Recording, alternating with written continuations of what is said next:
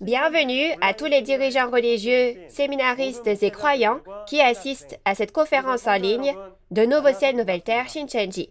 Je suis Hyo Jae-bae de la tribu de Philippe de Nouveau Ciel Nouvelle Terre Shincheonji Église de Jésus et je serai votre présentateur. Tout d'abord, merci à toutes les personnes qui assistent à cette conférence. De nombreuses personnes réagissent avec beaucoup d'enthousiasme aux conférences sur l'Ancien Testament et le Nouveau Testament qui se tiennent actuellement. Je crois que c'est aussi une gloire et une joie pour Dieu. Maintenant, commençons par prier Dieu avec gratitude pour nous avoir accordé ce temps. Dieu notre Père, envers qui nous sommes reconnaissants. Tout d'abord, nous voudrions vous remercier d'avoir guidé ces précieuses personnes à cette conférence en ligne, témoignage sur la révélation de l'Ancien Testament et celle du Nouveau Testament par chapitre aujourd'hui. Lorsque la précieuse famille de Dieu s'unit et partage la parole, accordez-nous une profonde réalisation. Tout ce que nous voulons, c'est comprendre la volonté de Dieu. Alors, s'il vous plaît, aidez-nous à renaître en tant que vrais croyants, reconnus par Dieu à travers le témoignage de la parole. Aujourd'hui, nous prions pour que toutes les personnes du monde entier qui assistent à cette conférence en espérant aller au royaume des cieux réalisent une fois de plus le but et l'espérance de la vie de foi et que vous les conduisiez au royaume des cieux dont la Bible témoigne. En particulier, nous vous prions de répandre la grâce infinie du Saint-Esprit sur l'instructeur qui prêchera la parole, de toucher tous ceux qui voient et entendent et de les remplir de ce dont ils ont besoin. En ce temps, que Dieu seul soit glorifié et que nous soyons remplis de la grâce et de l'amour sans limite de Dieu. Nous prions toutes ces paroles au nom saint de Jésus. Amen. C'est maintenant le temps d'écouter la parole. Suite à la leçon numéro 5, aujourd'hui, nous écouterons la parole autour du thème de la leçon du niveau intermédiaire numéro 6, le pasteur promis de l'Ancien Testament et celui du Nouveau Testament.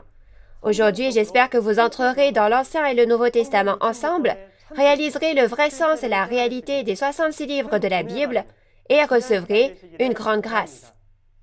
Nous allons accueillir l'instructeur Jae-jun-ho de la tribu de Philippe qui nous délivrera cette précieuse parole.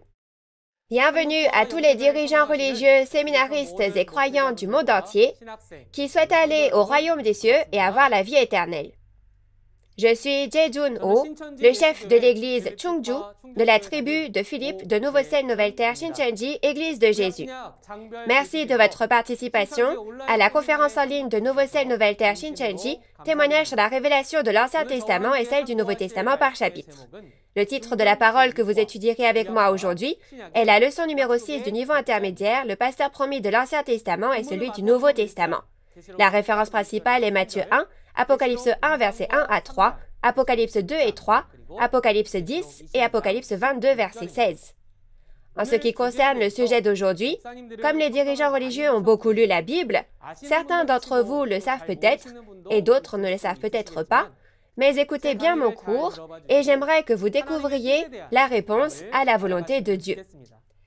Alors aujourd'hui, j'espère que vous ouvrirez grand les portes de votre cœur afin de réaliser clairement qui est le pasteur promis de l'Ancien Testament et celui du Nouveau Testament, comment vous pouvez le vérifier et surtout ce que ces paroles ont à voir avec vous et que ce soit un temps précieux au cours duquel vous recevrez la grâce. Tout d'abord, regardons les points principaux du titre d'aujourd'hui. Le pasteur promis est le pasteur que Dieu a promis à l'avance dans la Bible, c'est-à-dire le pasteur promis dans la Bible. La Bible contient deux promesses principales, l'Ancien et le Nouveau Testament. Le pasteur promis dans l'Ancien Testament est Jésus, et le pasteur promis du Nouveau Testament promis dans le Nouveau Testament est le messager que Jésus a envoyé pour les églises, soit le vainqueur. Dans ce cas, à partir de maintenant, regardons un par un, à travers la Bible, ce que fait le pasteur que Dieu a promis et comment nous pouvons le reconnaître. Les pasteurs dans la Bible peuvent être divisés en 4 types principaux. Ils sont divisés en pasteurs de la prophétie, pasteurs ordinaires, pasteurs promis et faux pasteurs. Premièrement, le pasteur de la prophétie est le pasteur choisi par Dieu pour informer à l'avance de ce qu'il accomplira dans le futur. En d'autres termes, c'est le pasteur qui a pour mission de recevoir et de consigner les paroles de la prophétie. De manière représentative, nous pouvons penser aux prophètes de l'Ancien Testament tels qu'Ésaïe, Jérémie et Ézéchiel. Et deuxièmement, il y a le pasteur ordinaire. C'est le pasteur qui a pour mission de prêcher ce que le pasteur promis a accompli. Les pasteurs ordinaires incluent ceux qui ont prêché la loi de Moïse depuis l'époque de Moïse jusqu'au premier avènement et ceux qui ont prêché l'œuvre du premier avènement depuis le premier avènement de Jésus jusqu'au second avènement aujourd'hui. Le troisième est le pasteur promis. C'est aussi le sujet d'aujourd'hui et c'est le pasteur le plus important. Le pasteur promis fait référence au pasteur que Dieu a promis à l'avance dans la Bible à travers le pasteur de la prophétie. Dans la Bible, le pasteur promis est divisé en pasteur promis dans l'Ancien Testament et pasteur promis dans le Nouveau Testament. Concernant ces choses, je vous en parlerai en détail plus tard. Et enfin, pour finir, donc le faux pasteur. Comme son nom l'indique, c'est un pasteur qui enseigne la fausse vérité et non la vérité, c'est-à-dire le mensonge. Et ce faux pasteur fait référence au pasteur de Satan qui appartient à Satan. Aujourd'hui, nous allons découvrir ensemble le pasteur promis de l'Ancien Testament et celui du Nouveau Testament. D'abord, apprenons ensemble concernant le pasteur promis de l'Ancien Testament. Chers dirigeants religieux, croyez-vous en Jésus? Oui, je crois aussi en Jésus. Mais, alors que ce nom de Jésus n'a pas été prophétisé dans l'Ancien Testament, pourquoi pouvons-nous croire que Jésus est notre Sauveur? Regardons cela ensemble dans la Bible. Lisons ensemble Jean 5, verset 39. Vous sondez les Écritures parce que vous pensez avoir en elles la vie éternelle. Ce sont elles qui rendent témoignage de moi. Vous avez bien lu? Ces Écritures dont Jésus a parlé font référence à l'Ancien Testament. Il est dit que cet Ancien Testament témoigne précisément de Jésus. Ainsi, il n'y a pas de mot « Jésus » dans l'Ancien Testament, mais il existe plusieurs prophéties tout au long de l'Ancien Testament concernant le pasteur que Dieu a promis d'envoyer. C'est précisément Jésus qui a accompli cette prophétie. Alors, regardons de plus près les prophéties concernant le pasteur promis de l'Ancien Testament et comment elles se sont accomplies. Et regardons aussi les prophéties de l'Ancien Testament concernant Jésus et leur accomplissement plus en détail. Tout d'abord, regardons la naissance de Jésus. Dans Ésaïe 7, verset 14, il est promis qu'une vierge concevrait et donnerait naissance à un fils. Comme nous l'avons vu dans les paroles de Matthieu 1, versets 18 à 23, selon cette promesse, Jésus a été conçu et est né du Saint-Esprit, du corps de la Vierge Marie, lors du premier avènement. Et dans Michée 5, versets 1 ou 2 en fonction des versions, il a été promis que ce Sauveur naîtrait à Bethléem. Quand Jésus est né, l'empereur romain a ordonné un recensement de la population, alors Joseph et Marie, qui vivaient à Nazareth en Galilée, sont allés à Bethléem. Comme nous le savons bien, si vous regardez dans Matthieu chapitre 2, les paroles de cette prophétie se sont accomplies avec la naissance de Jésus dans une étable à Bethléem. Et des mages d'Orient sont venus à Bethléem pour trouver Jésus avec des présents, de l'or, de l'encens et de la myrrhe. Et dans Osée, chapitre 11, verset 1, les paroles de la prophétie selon lesquelles « J'ai appelé mon fils hors d'Égypte » sont consignées. Et afin d'accomplir cette prophétie, le roi Hérode, qui avait appris des mages que le roi d'Israël était né, a ordonné que tous les enfants mâles de moins de 2 ans à Bethléem soient tués. Joseph et Marie ont fui en Égypte avec leur fils Jésus, accomplissant ainsi les paroles de cette prophétie. Ceci est bien consigné dans Matthieu 2, verset 15. Et comme les paroles consignées dans Zacharie chapitre 9, verset 9 de l'Ancien Testament, l'entrée de Jésus à Jérusalem a également été prophétisée dans la Bible. Si vous regardez les paroles de Matthieu chapitre 21, Jésus est entré à Jérusalem monté sur un ânon comme prophétisé. Pourquoi Jésus est-il entré à Jérusalem monté sur un ânon et non sur un âne adulte? Cela peut sembler étrange, mais tout était le processus de Dieu accomplissant la prophétie promise dans l'Ancien Testament. En plus de cela, Dieu a prophétisé que des semences seraient semées dans Jérémie chapitre 31 afin d'accomplir la création d'une chose nouvelle prophétisée à travers le prophète Jérémie. Et Jésus a semé la semence de la parole de Dieu dans Matthieu chapitre 13. Alors, à travers cela, le monde de l'Israël physique corrompu prend fin et le monde de l'Israël spirituel est créé à travers la semence de la parole de Dieu. La raison en est qu'il voulait que notre homme intérieur, qui est né avec les gènes du péché, renaisse en tant qu'enfant de Dieu, né de la semence de Dieu.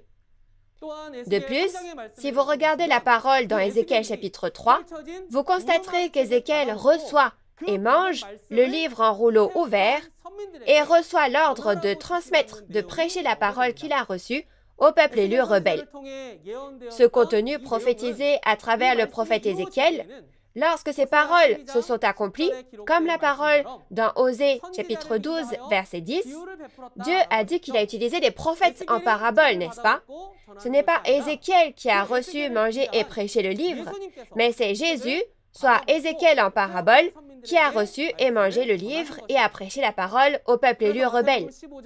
Donc si vous regardez la parole de Matthieu 15, verset 24, Jésus a reçu la parole révélée de Dieu, selon la prophétie d'Ézéchiel, et il a prêché cette parole au peuple de Dieu comme des brebis égarées, c'est-à-dire le peuple élu rebelle, accomplissant ainsi la prophétie d'Ézéchiel, chapitre 3. Et si vous regardez Jérémie chapitre 31, versets 31 à 32, Dieu a promis d'établir une nouvelle alliance. Comme les Israélites n'ont pas gardé leur alliance avec Dieu parce qu'ils ne croyaient pas en Jésus, qui est venu comme promis dans la Bible, Jésus a établi une nouvelle alliance avec son sang la nuit de la Pâque, comme indiqué dans Luc chapitre 22, versets 14 à 20. À travers cela, la parole de la prophétie sur l'établissement d'une nouvelle alliance qui a été promise à travers Jérémie s'accomplit. Cette nouvelle alliance est le Nouveau Testament. Dans ce Nouveau Testament, il y a la parole de la prophétie, l'Apocalypse, dont l'accomplissement est promis dans le futur et que les croyants d'aujourd'hui doivent connaître à tout prix. Tout comme la première alliance, l'Ancien Testament, s'est accompli selon les prophéties promises, je veux que vous, croyants, vous souveniez bien qu'il y a forcément un temps où cette nouvelle alliance, le Nouveau Testament et l'Apocalypse, s'accomplissent selon les prophéties promises.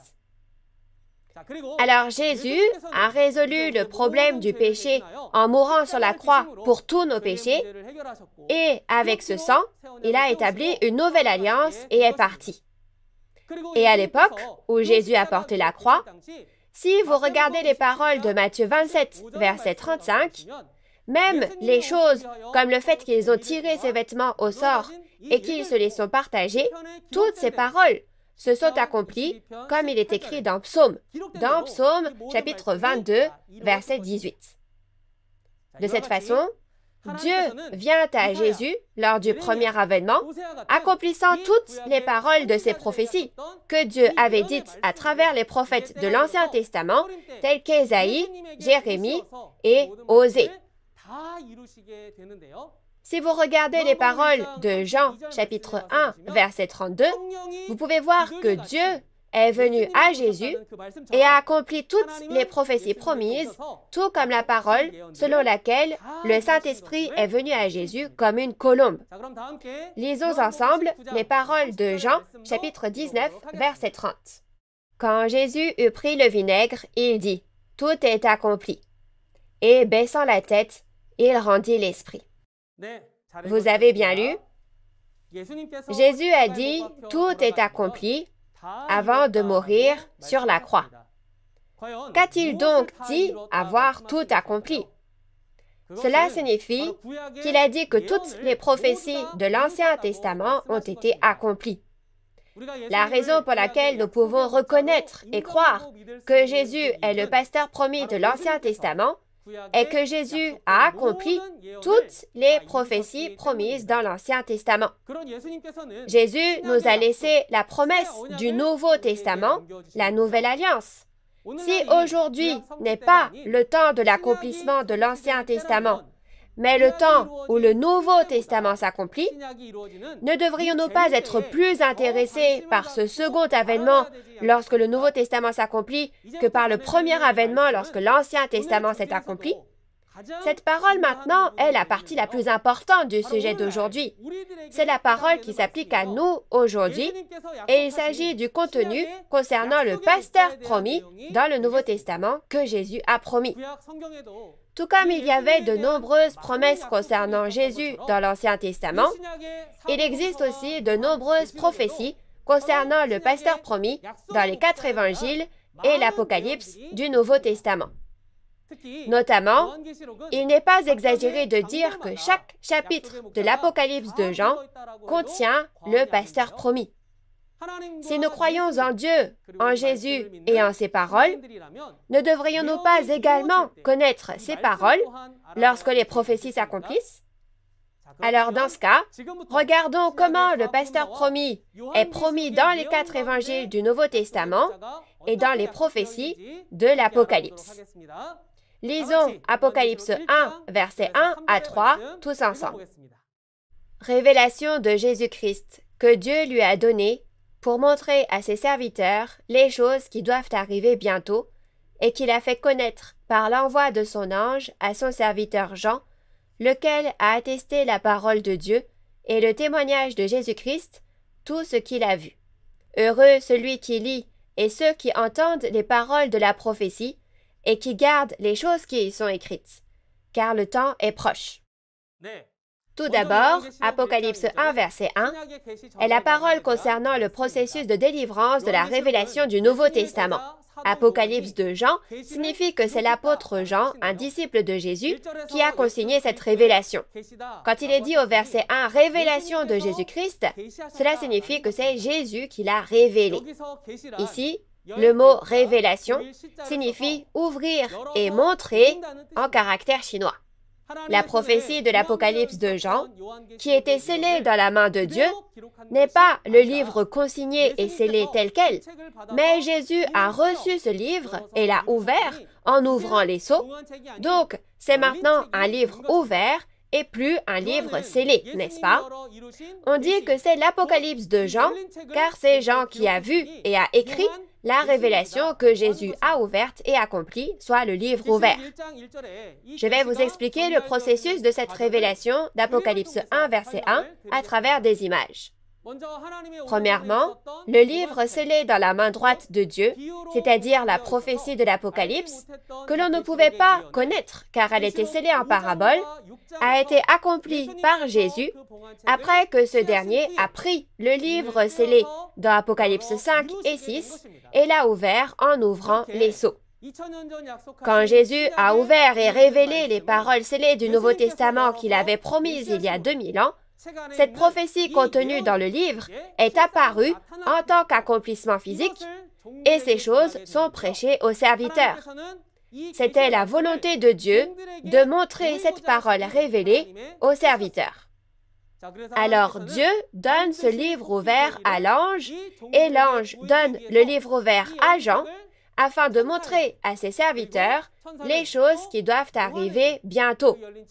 Jean reçoit le livre et le mange et devient le pasteur qui a reçu et mangé le livre et prêche les choses qui doivent arriver bientôt à qui? Aux serviteurs. C'est une chose très importante. La raison en est précisément que cette révélation de Jésus est prêchée par un pasteur promis comme Jean. Alors, quelles sont les choses qui doivent arriver bientôt que le pasteur promis prêche ici? Les choses qui doivent arriver bientôt sont les événements de tous les chapitres de l'Apocalypse. Alors, il est dit que c'est pour montrer ces choses aux serviteurs. Alors, qui sont ces serviteurs? Si vous regardez Apocalypse 7, vous verrez que les 12 tribus ont été scellées, 12 000 par tribu. Apocalypse 7, verset 4, fait référence à ceux-ci en tant que serviteurs. Donc, à la fois ceux qui sont scellés et ceux qui scellent sont les serviteurs de Dieu appartenant aux 12 tribus, et on peut dire que ces serviteurs sont les 144 000 des 12 tribus. Alors, si nous résumons le contenu jusqu'à ce point, cela signifie que Dieu a demandé de prêcher à ses serviteurs les choses qui doivent arriver bientôt, c'est-à-dire les événements de tous les chapitres de l'Apocalypse, et Jean a prêché toutes les choses qui doivent arriver bientôt comme l'ange le lui a ordonné. Alors, la chose importante ici est que le Jean qui a reçu et prêché cette parole révélée au temps de l'accomplissement de l'Apocalypse aujourd'hui ne se réfère pas à l'apôtre Jean d'il y a 2000 ans. Comme il est dit dans Osée chapitre 12 verset 10, qu'il a utilisé les prophètes en parabole, cela fait référence au nouveau Jean, le pasteur promis dans le Nouveau Testament, soit le disciple Jean d'il y a 2000 ans en parabole. Nouveau Jean est donc le pseudonyme du pasteur promis du Nouveau Testament. Alors, comme nous le voyons dans Apocalypse 1 verset 2, le nouveau Jean témoigne de la parole de Dieu et du témoignage de Jésus-Christ, qui est tout ce qu'il a vu. Cela montre que Jean est le porte-parole de Dieu et de Jésus. Nous pouvons savoir que le nouveau Jean, le pasteur promis, qui témoigne de ce qu'il a vu et entendu sans ajouter ni retrancher, soit la parole de Dieu et le témoignage de Jésus, a été promis dans le Nouveau Testament. Ensuite, le verset 3 dit que « Bénis sont celui qui lit et ceux qui entendent les paroles de cette prophétie et gardent ce qui y est écrit. » Les paroles de l'Apocalypse dans le Nouveau Testament ont été scellées avec 7 sceaux et en parabole pendant 2000 ans. Donc, personne au ciel, ni sur la terre, ni sous la terre, n'a été capable d'en comprendre le vrai sens jusqu'à présent.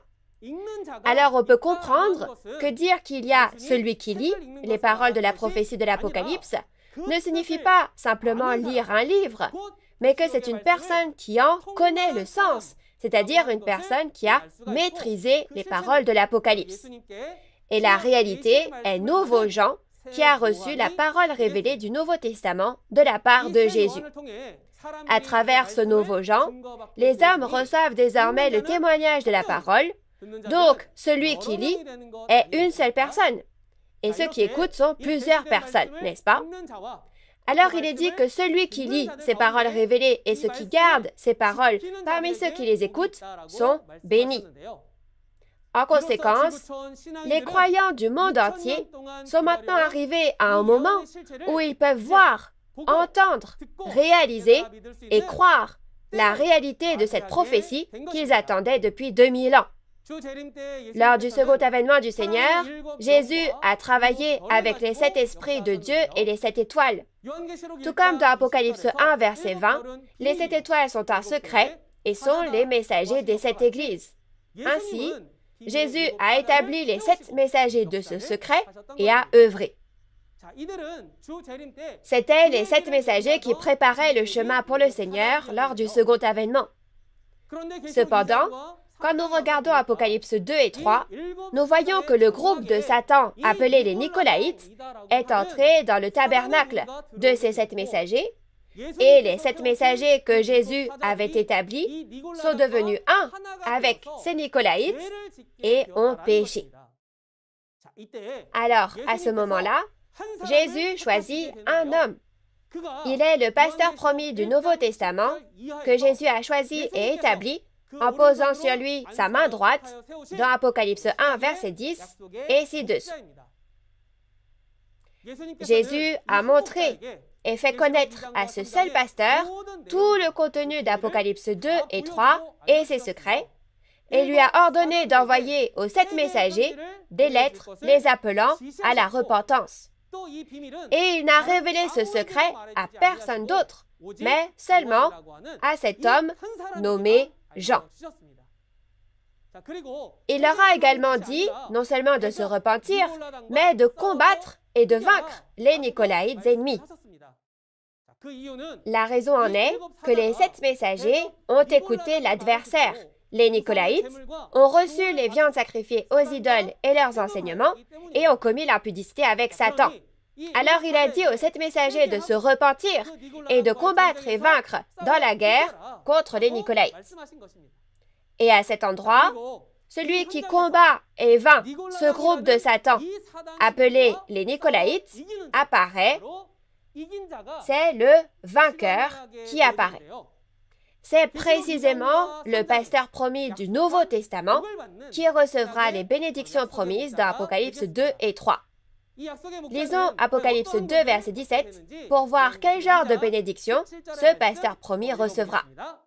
Que celui qui a des oreilles entende ce que l'Esprit dit aux églises. À celui qui vaincra, je donnerai de la manne cachée, et je lui donnerai un caillou blanc, et sur ce caillou est écrit un nom nouveau que personne ne connaît, si ce n'est celui qui le reçoit. Oui, vous avez bien lu. Si vous regardez le contenu des bénédictions promises, Jésus a dit que celui qui vaincra recevra la manne qui était cachée, qui est la nourriture de la vie éternelle, le caillou blanc qui est l'autorité pour juger, et l'autorité de la verge de fer pour gouverner toutes les nations. Non seulement cela, mais il a aussi dit que Dieu, Jésus et le royaume des cieux sont avec ce vainqueur, et que ce vainqueur s'assiera sur le trône avec Jésus.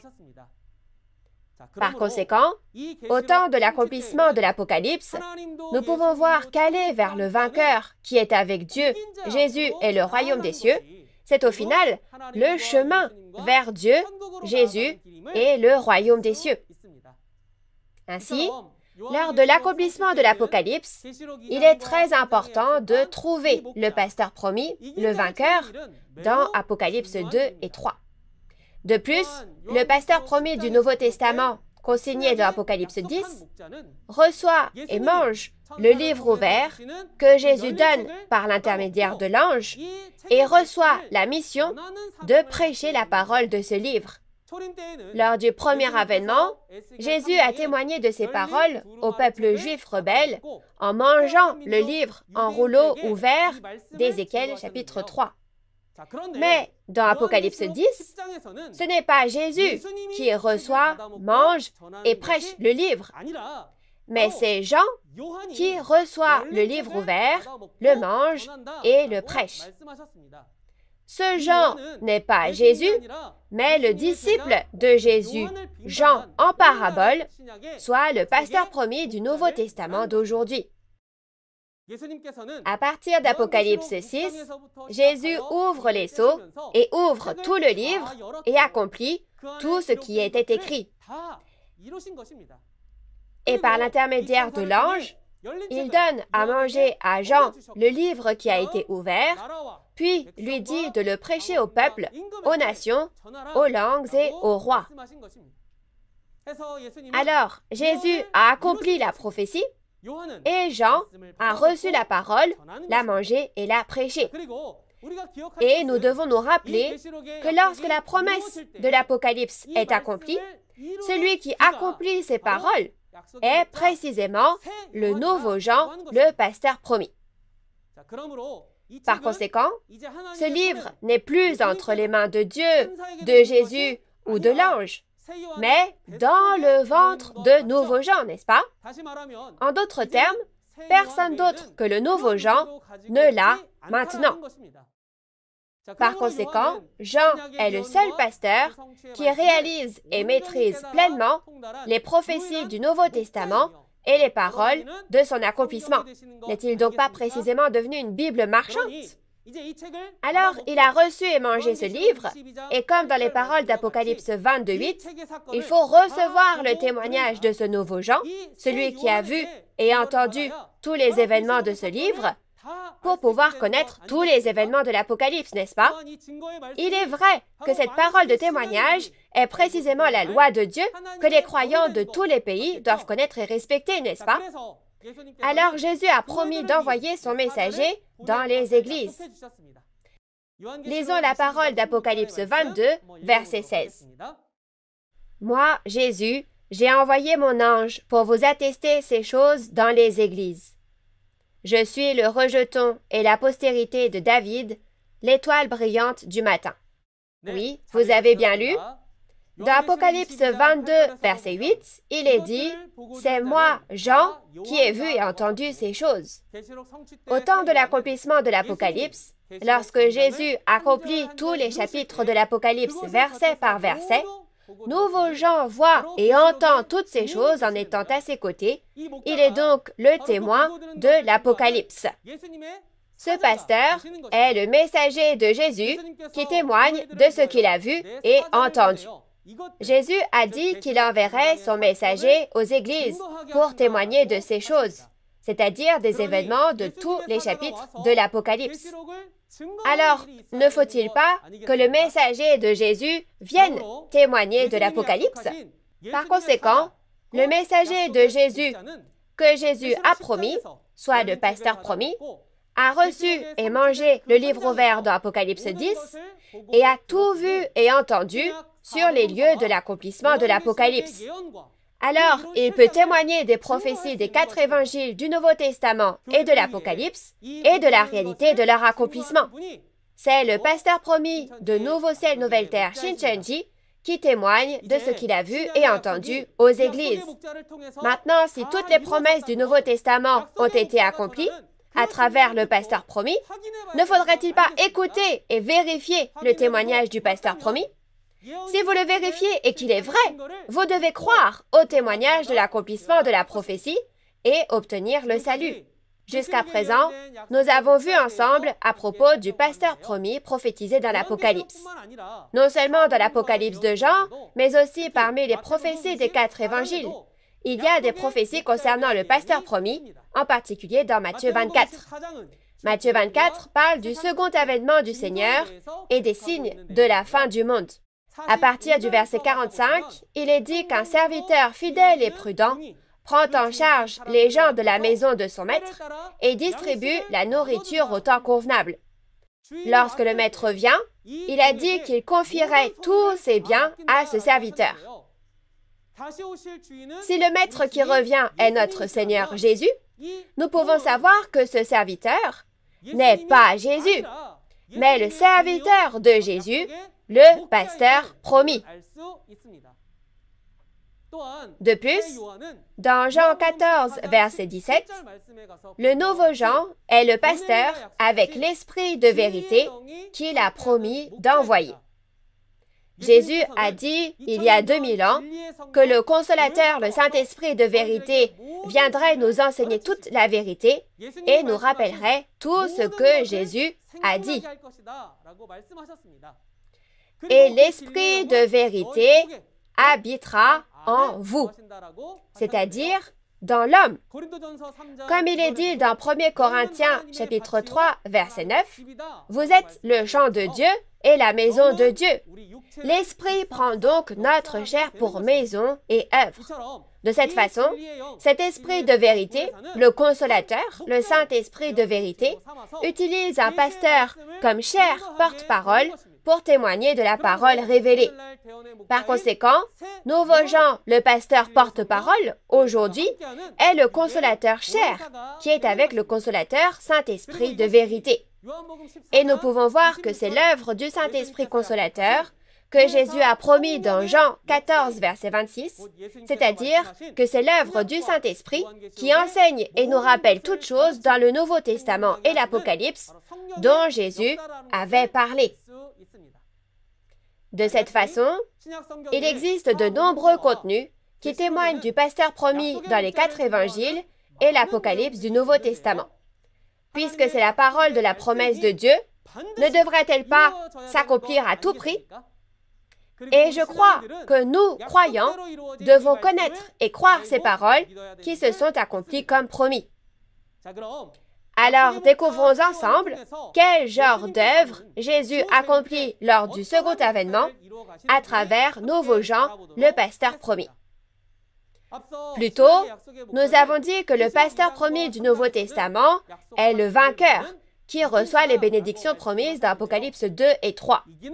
S'il y a la victoire, il y aura un champ de bataille spirituel où on combattra selon la Bible, et il y aura des armes avec lesquelles on aura combattu et vaincu, n'est-ce pas? La victoire dans cette guerre s'accomplit dans Apocalypse 12. Lisons ensemble les paroles d'Apocalypse 12, versets 10 à 11. « Et j'entendis dans le ciel une voix forte qui disait, « Maintenant le salut est arrivé, et la puissance et le règne de notre Dieu et l'autorité de son Christ, car il a été précipité, l'accusateur de nos frères, celui qui les accusait devant notre Dieu jour et nuit. Ils l'ont vaincu à cause du sang de l'agneau et à cause de la parole de leur témoignage, et ils n'ont pas aimé leur vie jusqu'à craindre la mort. » En regardant Apocalypse 12 à partir du verset 1, il est dit qu'il y a un signe dans le ciel et une femme enveloppée du soleil, de la lune et des étoiles donne naissance à un enfant. Ici, le ciel, le soleil, la lune et les étoiles sont ceux de la nature en parabole. Comme dans Genèse 37, le tabernacle de Jacob et sa famille sont représentés par le soleil, la lune et les étoiles dans le ciel. Donc le ciel fait référence au tabernacle du peuple élu et le soleil, la lune et les étoiles font référence au peuple élu. Et c'est le tabernacle des 7 chandeliers d'or que nous avons vu dans Apocalypse 2 et 3 et le tabernacle du ciel dans Apocalypse 13. Avec le sang de l'agneau et la parole de témoignage, cet enfant dans Apocalypse 12 combat jusqu'à la mort et vainc avec ses frères contre le groupe du dragon qui est entré dans ce tabernacle du ciel, soit la bête à 7 têtes et 10 cornes. Puisque cette guerre est une guerre spirituelle menée avec la parole, ils ont vaincu dans la guerre spirituelle entre le groupe de Dieu et le groupe de Satan, menée avec la parole de témoignage. Dans Apocalypse 12, il est promis que le vainqueur combat et vainc le groupe du dragon, et que par cela, finalement, le royaume de Dieu, la puissance et le salut arrivent. Dans Apocalypse 15, Dieu établit ceux qui ont combattu et vaincu dans Apocalypse 12 comme coupe de la colère. Ce sont les témoins qui ont tout vu de la trahison et de la destruction en étant sur les lieux, et ce sont eux que Dieu a établis comme coupe qui contiennent la colère de Dieu parce qu'ils ont combattu et vaincu le groupe du dragon Satan. Et maintenant, en regardant Apocalypse 16, Dieu déverse les coupes de la colère sur les traîtres et les destructeurs qui ont trompé toutes les nations et juge les traîtres et les destructeurs. De plus, dans Apocalypse 18, cette Babylone, la demeure des démons, sera jugée et les personnes qui étaient captives dans les nations qui ont été trompées viendront au temple du tabernacle du témoignage, le royaume de Dieu avec qui Dieu est. Comment le nouveau royaume et le nouveau peuple de Dieu, qui représentent le lieu du salut, seront-ils créés au second avènement du Seigneur? Apocalypse devient un avec le pasteur promis et moissonne d'abord les fruits nés de la semence qu'il a semée au premier avènement. Comme promis dans Apocalypse 14, c'est la moisson de ceux qui sont nés de la semence de Dieu. Et dans Apocalypse 7, comme dans la parole du chapitre 7, Dieu marque du sceau avec la parole révélée et les 12 tribus sont créées. Ces 12 tribus sont le royaume et les prêtres qui ont été rachetés par le sang de Jésus, soit les 144 000 des 12 tribus qui ont été scellés. Et après que les 144 000 ont été scellés, la multitude en blanc qui est sortie de la tribulation devient le peuple qui s'est lavé avec le sang de Jésus. Ce royaume de Dieu, créé lors du second avènement du Seigneur, fait référence aux 12 tribus, le nouveau royaume et le nouveau peuple, qui sont créés à nouveau après que l'ère précédente qui a péché prend fin, tout comme au jour de Noé et de Lot. À l'endroit où elle se trouve, Dieu et le royaume des cieux viendront et deviendront un avec elle. De cette façon, à travers les paroles promises de la Bible, trouver le pasteur promis, le vainqueur et les 12 tribus du royaume de Dieu est le chemin pour recevoir le pardon des péchés et atteindre le salut et le royaume des cieux au second avènement du Seigneur. Chers membres de la famille de la foi, aujourd'hui, il y a un endroit où nous gardons les promesses de la Bible et les mettons en pratique selon les promesses d'Apocalypse 14 et 7, où nous moissonnons ceux qui sont nés de la semence de Dieu et scellons tous les fidèles avec la parole révélée à travers des examens bibliques et où, selon les promesses de l'Apocalypse, les 12 tribus ont été créées. Cet endroit est Nouveau Ciel, Nouvelle Terre, Shincheonji, Église de Jésus, où se trouve le pasteur promis aujourd'hui. À travers le pasteur promis du Nouveau Testament, Nouveau Ciel, Nouvelle Terre, Shincheonji travaille aujourd'hui pour moissonner ceux qui sont nés de la semence de Dieu selon la Bible. De plus, nous avons créé les 12 tribus en marquant du sceau de la parole. Ne devrais-je pas alors me demander si je suis véritablement une personne moissonnée ou une personne qui n'a pas été moissonnée, et si j'appartiens aux 12 tribus marquées du sceau de la parole? En étant moissonné, scellé, et en devenant membre des 12 tribus du royaume de Dieu selon la Bible, j'espère que nous pourrons tous recevoir et profiter des bénédictions du royaume des cieux et de la vie éternelle.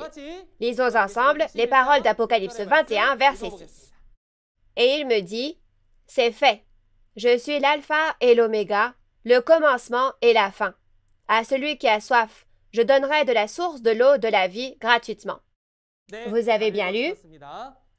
De cette façon, Jésus a accompli les prophéties promises dans les 4 évangiles et l'Apocalypse du Nouveau Testament en venant vers un pasteur, le vainqueur, nouveau Jean, et en accomplissant tout, comme il a dit dans Apocalypse 21:6, en disant « C'est fait, je suis l'alpha et l'oméga, le commencement et la fin. »